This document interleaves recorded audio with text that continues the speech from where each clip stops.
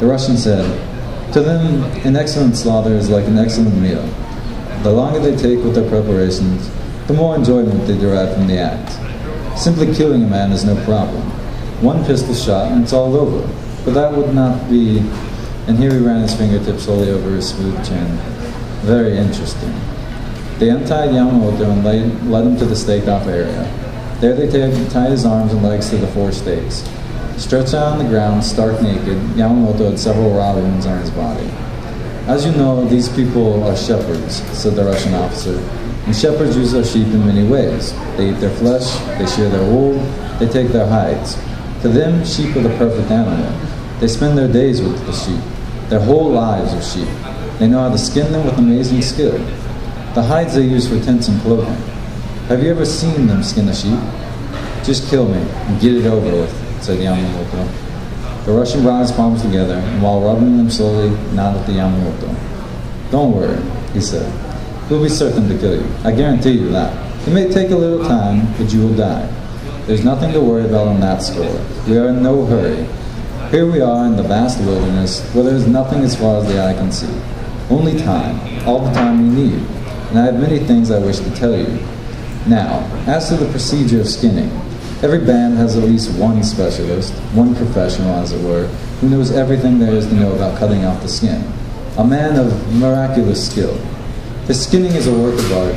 He does it in the twinkling of an eye, with such speed and dexterity you would think that the creature being skinned alive never noticed what was happening.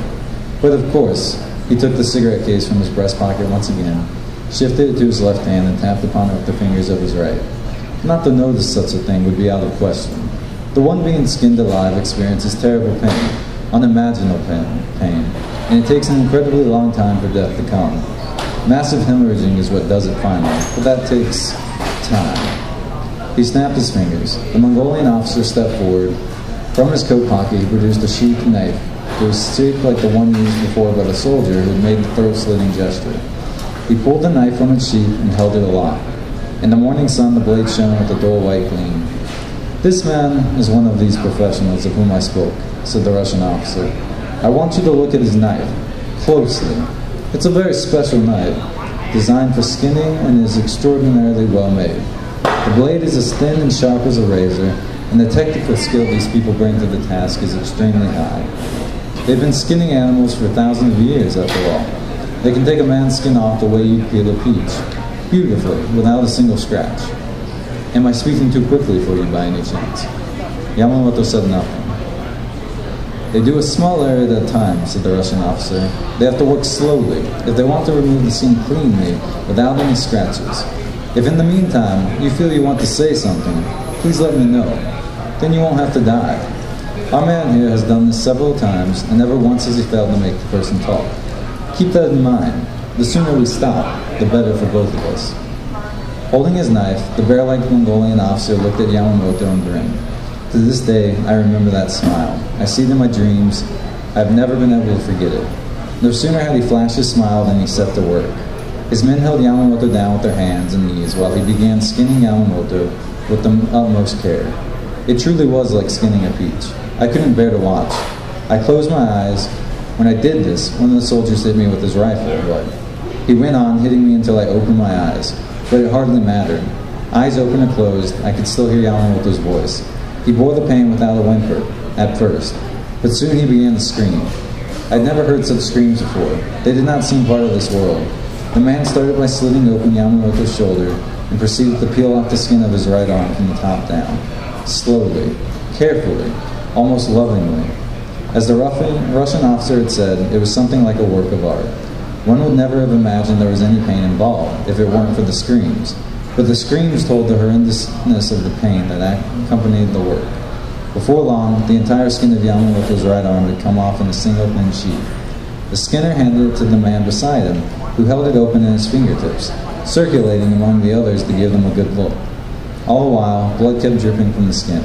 Then the officer turned to Yamamoto's left arm, repeating the procedure. After that, he skinned both legs, cut off the penis and testicles, and removed the ears. Then he skinned the head and face and everything else. Yamamoto lost consciousness, regained it, and lost it again. The screams would stop whenever he passed out, and continue when he came to again. But his voice gradually weakened and finally gave out altogether. All this time, the Russian officer drew meaningless patterns on the ground with the heel of his boot. The Mongolian soldiers watched the procedure in silence. Their faces remained expressionless, showing neither disgust nor excitement or shock. They watched Yamamoto's skin being removed a piece at a time, and with the same kind of faces we might have if we were out for a stroll and stopped to have a look at a construction site. Meanwhile, I did nothing but vomit, over and over again. Long after it seemed there was nothing more for me to bring up, I continued to vomit. At last, the bear-like Mongolian officer held up the skin of Yamamoto's torso, which he had so cleanly peeled off. Even the nipples were intact. Never to this day have I seen anything so horrible. Someone took the skin from him and spread it out to dry the way we might dry a sheet. All that remained lying on the ground was Yamamoto's corpse, a bloody red lump of meat from which every trace of skin had been removed. The most painful sight was the face. Two large wide-eyed balls stared out from the red mass of flesh. Teeth bared, the mouth stretched wide open as if in a shout. Two little holes were all that remained when the nose had been removed. The ground was a sea of blood. The Russian officer spit on the ground and looked at me. Then he took a handkerchief from his pocket and wiped his mouth. "The fellow really didn't know anything, did he?" he said, putting the handkerchief back. His voice sounded somewhat flatter than it had before. "If he had known, he would have thought. Pity. But in any case, the man was a professional. He was bound to have an ugly death sooner or later. Ah well, can't be helped. And if he knew anything, or if he knew nothing, there's no way you could know anything." He put a cigarette between his lips and struck a match. "Which means that you are no longer of any use to us. Not worth torturing for information, not worth keeping alive as a prisoner. We want to dispose of this affair in the utmost secrecy. There could be complications if we brought you back to Ulaanbaatar. The best thing, of course, would be to put a bullet in your brain here and now, then bury you, or burn you, and throw your ashes into the Khalkha. That would be a simple end to the matter. Don't you agree?" He fixed his eyes on mine. I continued to pretend that I could not understand him. "You don't understand Russian, I suppose. It's a waste of time to spell this out to you. Oh well, I might as well be talking to myself. So hear me out. In any case, I have good news for you. I have decided not to kill you. Think of this as my own small expression of penitence for having pointlessly killed your friend in spite of myself. We've all had our fill of killing this morning. Once a day is more than enough, and so I will not kill you. Instead, I will give you a chance to survive. If all goes well, you may even come out of this alive. The chances of that are happening are not good, of course. Perhaps non-existent, but a chance is a chance. At least it is far better than being skinned alive. Don't you agree?"